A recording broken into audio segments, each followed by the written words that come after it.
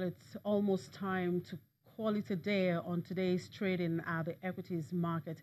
Well, at midday, the all-share index was up 0.07%. Let's get an update from my colleague at the trading floor, Temple Ashaju. Temple, good afternoon. So tell me, what are the numbers saying at the moment, and how is the market likely to close?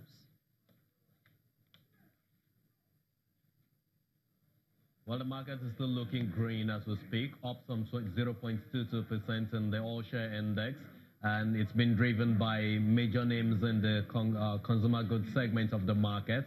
I'll talk about Nestle. It's up some 1.45%. You also have Guinness from the brewers subsector of the consumer goods side of things now, up some 1.37%.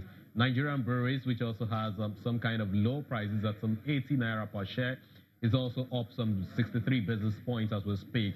And in the banking side of things, you've got a couple of names. UBA has found a space in there, but a whole lot of the banking names are currently in the negative territory.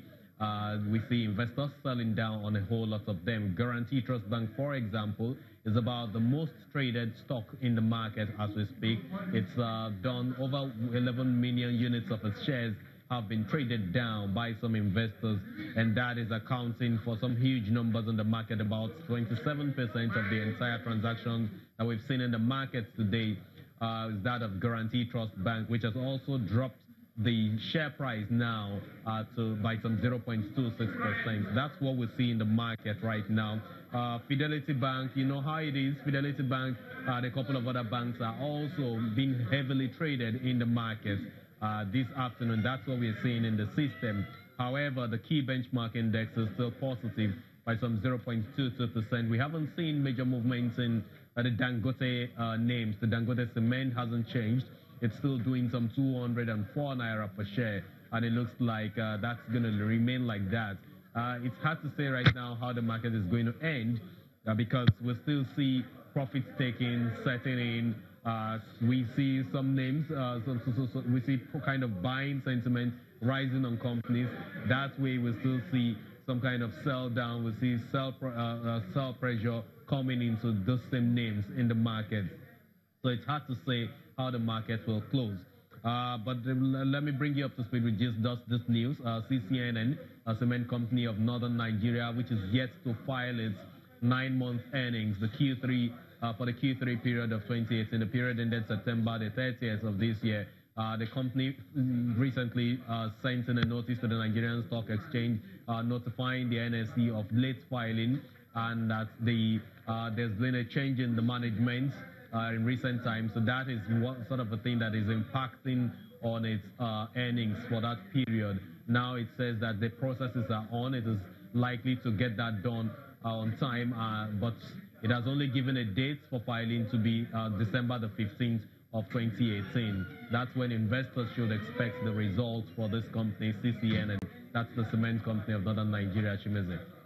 All right, thank you for that update, Tempo, and let's keep our fingers crossed, hoping that the market will close positive today. Thank you. And move on to Mozambique. That country has reached an agreement with creditors to restructure a $726.5 million Eurobond, including extended maturities and sharing futures revenues from huge offshore gas projects. Mozambique has been battling to recover from a debt crisis after admitting in 2016 to $1.4 billion of previously undisclosed lending, much of which was supposed to be spent on a tuna fishing fleet. The disclosure prompted the International Monetary Fund and foreign donors to cut off support, triggering a currency collapse and leading to a debt default. The new bonds will have a face value of $900 million with a coupon of 5.875%. And Zimbabwe will announce in 2 weeks the successful bidders for assets owned by state-owned mining company ZMDC, including gold mines. Selling struggling state-owned companies known locally as parastatals is part of President Emerson Mnangagwa's wider reforms to cut government expenditure. Mines Minister Winston Chitando told a parliamentary committee that after announcing winning bidders for its 6 mines, the Zimbabwe Mining and Development Corporation would put on sale its remaining 20 assets by the end of this month. And in a country where 91% of the population lives under $2 a day, Madagascar's citizens are hopeful the incoming government will improve the economy. Well, some of them share how they expect the new government to improve the economy ahead of the November 7 polls. Let's take a watch.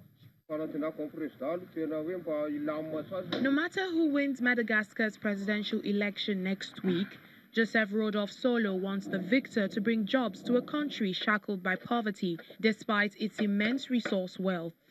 Madagascar is one of Africa's poorest countries, and ironically, the results of the first round of voting could hinge in part on which of the three front-runners, all wealthy men, has spent the most money campaigning on the November 7 contest. 20-year-old Solo does odd jobs in construction and works as a cook in the evenings for extra income. I come here every morning and in the evening. I go to my other jobs because I don't earn money as a builder. The cost of living is constantly increasing.